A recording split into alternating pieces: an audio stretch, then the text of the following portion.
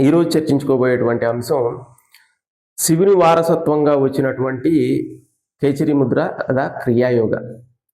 అంటే యోగం అనేటువంటి విషయానికి సంబంధించి శివుడు నుంచే యోగానికి సంబంధించినటువంటి విషయాలు, అంటే హఠయోగం మొత్తం కూడా శివుడి నుంచే వచ్చింది. అయితే విజ్ఞాన భైరవ తంత్రంలో 112 టెక్నిక్స్ ఏవైతే ఉన్నాయో అవి పార్వతీదేవికి శివుడు బోధించడం అనేది జరిగింది.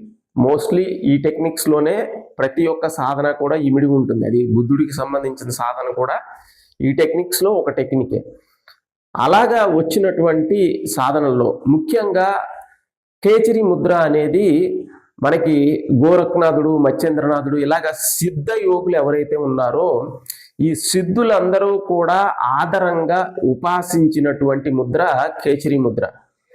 ఈ ముద్ర అనేది మనకి ఎవరైతే బాహ్య ప్రపంచంలో సంచరించేటువంటి మనసు ఏదైతే ఉందో అది అంతర్ముఖం చేయటానికి చాలా సులభమైనటువంటి మార్గం.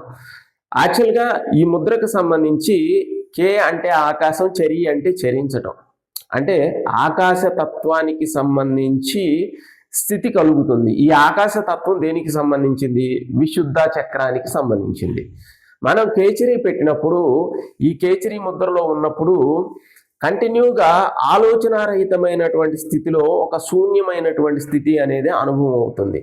ఈ శూన్యమైనటువంటి స్థితి ఏదైతే ఉందో ఈ శూన్యమైనటువంటి స్థితిలోకి ప్రవేశించినటువంటి యోగి కొంతకాలానికి ఆ శూన్యమైనటువంటి స్థితిలో ఈ శూన్యాన్ని చూసేది ఎవరు అనేటువంటి ప్రశ్న కలిగినప్పుడు కొంతకాలానికి ఈ శూన్యాన్ని చూసేది ఎవరు అనేటువంటి ప్రశ్న వచ్చినప్పుడు ఆ నేను ఎతికే వాళ్ళలో లయమైపోవటం జరుగుతుంది. అంటే ఎతికేవాడే, అక్కడ ఎతికేది ఆత్మే, లోపల ఎవరో ఎతుకుతున్నారు అనేటువంటి ప్రశ్న చాలా మంది ఏంటంటే మాకు ఏమి లోపల ఏముంది, ఏమనుభవం అయింది అంటే శూన్యం అనుభవం అయింది. శూన్యం ఎవరికి అనుభవం అయింది? నాకు అనుభవం అయింది. నేనెవరు? చూసింది ఎవరు అంటే ఆ చూసేది ఎవరైతే ఉన్నారో అదే కాన్షియస్నెస్, అదే ఆత్మ.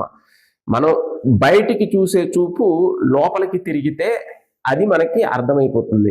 ఆ సమయంలో ఆ ఆత్మతో చూసేటువంటి దాంతో లయమైపోవటం అనేది జరుగుతుంది. ఈ లయమైపోయిన స్థితిలో యోగి ఎప్పుడూ కూడా నిశ్చలంగా ఆ ఆత్మ చైతన్యంలో రమిస్తూ ఉంటాడు.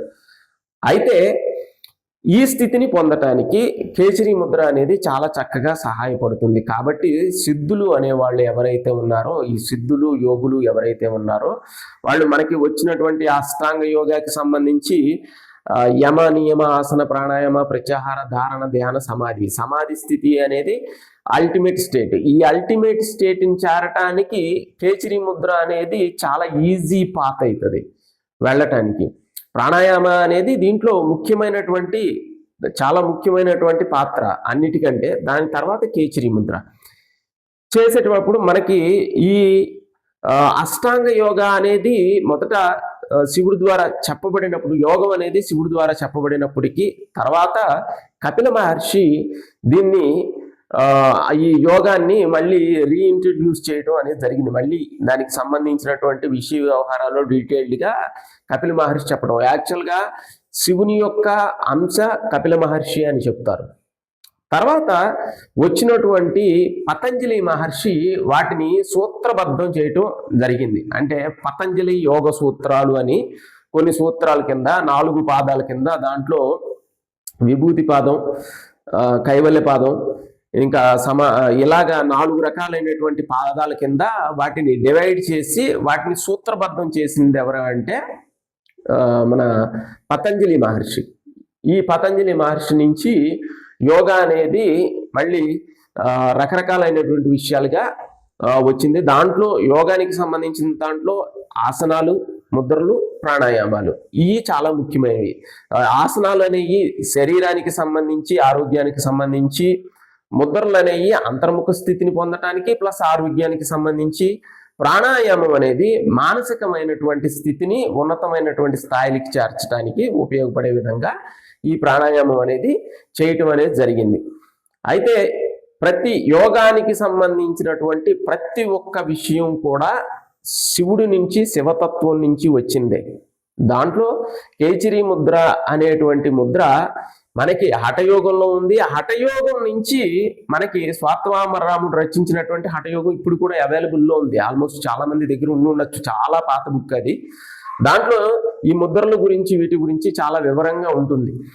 ఈ ఇచ్చినటువంటి ఈ క్రియాయోగ ఏదైతే ఉందో ఆ హఠయోగంలో ఉన్నటువంటి విషయాలు, అంటే అందరికీ కూడా హఠయోగ చేయటానికి ఈ యమ నియమాల నుంచి వెళ్ళాలి అంటే కలియుగంలో యమ నియమాలు పాటించేటప్పటికే మనకి శరీరం కూడా వదిలేయడం అయిపోద్ది. కాబట్టి ముందల ఆసన ప్రాణాయామ ప్రత్యాహార ధారణ ధ్యానాలు ఏవైతే ఉన్నాయో వాటి నుంచి మనస్సుని కంట్రోల్ చేసిన తర్వాత ఆటోమేటిక్గా ఈ యమ నియమాలు అనేవి ఒక లైన్లోకి వచ్చేయడం జరుగుతుంది క్రియలో.